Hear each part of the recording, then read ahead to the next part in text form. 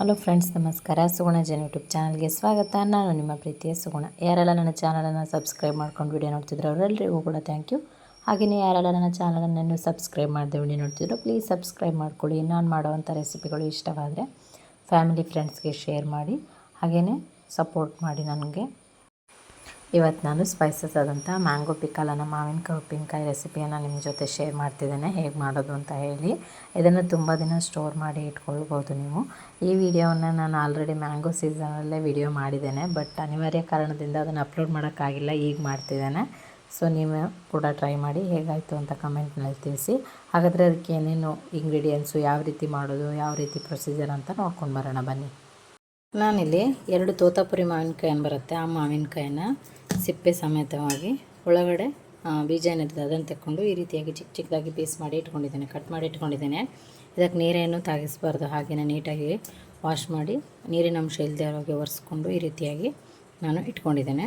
ಹಾಗೆಯೇ ಇದಕ್ಕೆ ನಾನು ಇಷ್ಟು ಉಪ್ಪನ್ನು ತೊಗೊಂಡಿದ್ದೇನೆ, ಅರ್ಧ ಕಪ್ ಆಗುವಷ್ಟು ಈ ಉಪ್ಪನ್ನು, ದೊಡ್ಡ ಉಪ್ಪನ್ನು ತೊಗೊಂಡಿದ್ದೇನೆ. ಮೊದಲನೇದಾಗಿ ನಾವು ಉಪ್ಪನ್ನು ಸ್ವಲ್ಪ ಹುರ್ಕೊಳ್ಬೇಕು. ನಾನು ಉಪ್ಪೇನು ತೊಗೊಂಡಿದ್ದೆ ಅದನ್ನು ನೀಟಾಗಿ ಇದರಲ್ಲಿ ಸ್ವಲ್ಪ ಹುರ್ಕೊಳ್ತಾ ಇದ್ದೇನೆ. ನಿಮಗೆ ಗೊತ್ತಾಗುತ್ತೆ ಉಪ್ಪಿನ ಕಲರ್ ಸ್ವಲ್ಪ ಚೇಂಜ್ ಆಗುತ್ತೆ, ಅಷ್ಟು ಹುರ್ಕೊಂಡ್ರೆ ಸಾಕು. ಇದೀಗ ಆಗಿದೆ.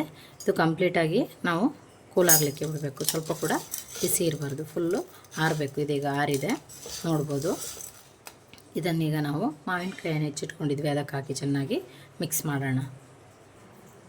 ಓಕೆ, ನಾವು ಈ ಉಪ್ಪನ್ನೇನು ಹುರಿದಿಟ್ಕೊಂಡಿದ್ವಿ ಇದನ್ನು ಇದಕ್ಕೆ ಹಾಕಿ ಚೆನ್ನಾಗಿ ಮಿಕ್ಸ್ ಕೊಡಬೇಕೀಗ.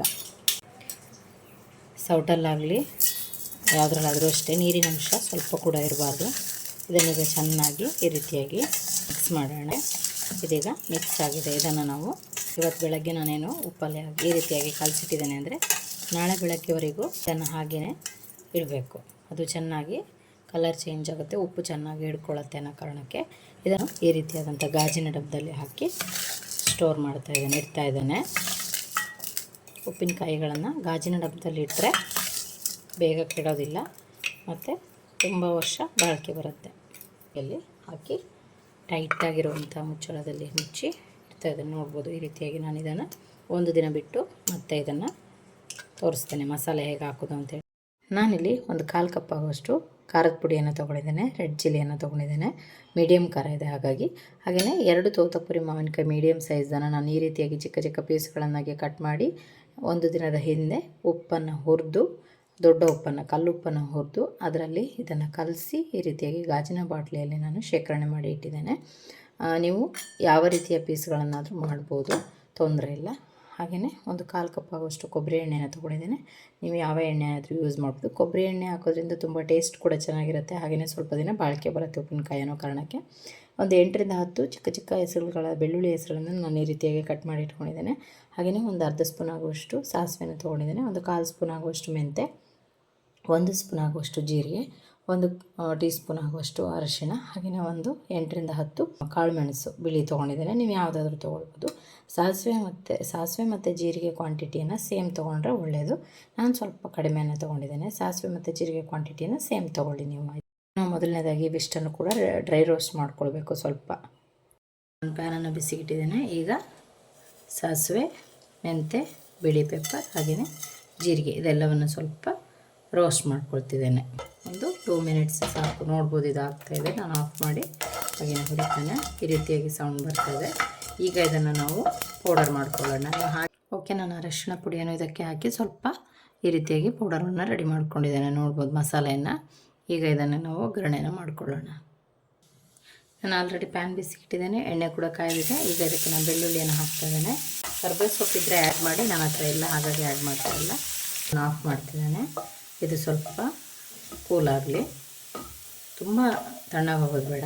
ಸ್ವಲ್ಪ ಇವಾಗಲೇ ಹಾಕಿದರೆ ಅದು ಸೀದು ಹೋಗುತ್ತೆ ಒಗ್ಗರಣೆ ಅನ್ನೋ ಕಾರಣಕ್ಕೆ, ಮಸಾಲೆಗಳೆಲ್ಲ ಅನ್ನೋ ಕಾರಣಕ್ಕೆ 2 ಮಿನಿಟ್ಸ್ ಬಿಟ್ಟಿದ್ದು ಬಿಸಿ ಇರುವಾಗಲೇ ನಾವು ಬೇರೆ ಮಸಾಲೆ ಪೌಡರ್ ಏನು ಮಾಡ್ಕೊಂಡಿದ್ವಿ ಅದು ಮತ್ತು ಖಾರದ ಪುಡಿ ಎಲ್ಲವನ್ನು, ಇಂಗು ಎಲ್ಲವನ್ನು ಆ್ಯಡ್ ಮಾಡೋಣ. ಓಕೆ, ಇದೀಗ ಸ್ವಲ್ಪ ಆರಿದೆ, ಬಿಸಿ ಇದೆ. ಈಗ ನಾವೇನು ಪೌಡರ್ ಮಾಡಿ ಇಟ್ಕೊಂಡಿದ್ವಿ ಇದೆಲ್ಲವನ್ನು ಹಾಕ್ತಾಯಿದ್ದೇನೆ. ಇಂಗು ಸ್ವಲ್ಪ ಜಾಸ್ತಿ ಹಾಕೋದ್ರಿಂದ ಉಪ್ಪಿನಕಾಯಿ ಕೆಡೋದಿಲ್ಲ ಅನ್ನೋ ಕಾರಣಕ್ಕೆ. ನಾನು ಆಲ್ರೆಡಿ ಇದಕ್ಕೆ ಕಾಳು ಮೆಣಸೆಲ್ಲ ಹಾಕಿರೋದ್ರಿಂದ ಸ್ವಲ್ಪ ಜಾಸ್ತಿನೇ ಖಾರ ಆಗುತ್ತೆ. ಹಾಗಾಗಿ ನೋಡಿಕೊಂಡು ಮತ್ತೆ ಖಾರದ ಪುಡಿಯನ್ನು ಆ್ಯಡ್ ಮಾಡೋಣ. ಇದನ್ನು ಹಾಕಿ ಈಗ ಚೆನ್ನಾಗಿ ಒಂದು ಮಿಕ್ಸ್ ಕೊಡಿ. ಮಾವಿನಕಾಯನ್ನು ಸ್ವಲ್ಪ ಎಣ್ಣೆಯಲ್ಲಿ ಬಿಸಿಯಲ್ಲಿ ಸ್ವಲ್ಪ ಫ್ರೈ ಮಾಡಿ ಹಾಕಿ, ಇಲ್ಲ ಇವಾಗಲೇ ನಾವು ತಿನ್ನಲಿಕ್ಕೆ ಬೇಕು ಅನ್ನೋ ಹಾಗಿದ್ರೆ ನೀವು ಎಣ್ಣೆಯಲ್ಲಿ ಫ್ರೈ ಮಾಡೋದು ಬೇಡ, ಹಾಗೆಯೇ ಹಾಕಿ ಮಿಕ್ಸ್ ಮಾಡಿದರೆ ಸಾಕು. ಈಗ ನಾನು ಮಾವಿನಕಾಯಿ ಇದೆಲ್ಲವನ್ನು ಇದಕ್ಕೆ ಹಾಕಿ ಸ್ವಲ್ಪ ಫ್ರೈ ಮಾಡ್ತೇನೆ. ಇದು ಹುಳಿ ಏನಿಲ್ಲ, ತೋತಾಪುರಿ ಮಾವಿನಕಾಯಿ ಆಗಿರೋದ್ರಿಂದ. ನೀವೆಲ್ಲ ತುಂಬ ಹುಳಿ ಇದೆ ಅನ್ನೋರು ಅದರಲ್ಲಿ ರಸ ಎಲ್ಲ ಇರುತ್ತಲ್ಲ, ಇದನ್ನು ತೆಗೆದು ಹಾಕ್ಬೋದು.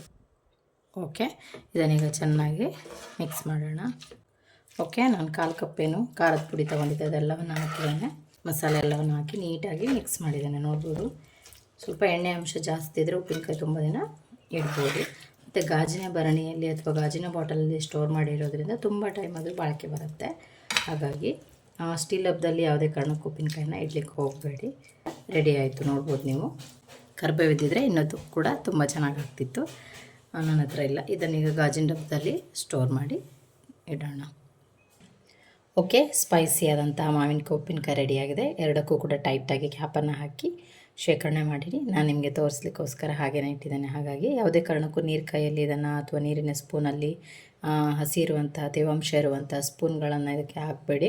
ನಿಮಗೆ ಡೈಲಿ ಯೂಸ್ಗೆ ಮಾಡೋವಂಥದ್ದಾದರೆ ಸ್ವಲ್ಪ ಸಪ್ರೇಟಾಗಿ ತೆಗೆದಿಟ್ಕೊಂಡು ಉಳಿದದನ್ನು ಏರ್ ಕಂಟೈನರ್ ಬಾಕ್ಸ್ನಲ್ಲಿ ಅಥವಾ ಟೈಟಾಗಿ ಹಾಕಿ ತೆಗೆದಿಟ್ಬಿಡಿ. ಡೈಲಿ ಯೂಸ್ಗೆ ನಾವು ಪದೇ ಪದೇ ಸ್ಪೂನನ್ನು ಹಾಕ್ತಾ ಇರೋದ್ರಿಂದ ಉಪ್ಪಿನಕಾಯಿ ಬೇಗನೆ ಕೆಡುತ್ತೆ. ಹಾಗಾಗಿ ಓಕೆ, ಮಾವಿನಕಾಯಿ ಉಪ್ಪಿನಕಾಯಿ ಅಥವಾ ಮ್ಯಾಂಗೋ ಪಿಕಲ್ ರೆಡಿಯಾಗಿದೆ.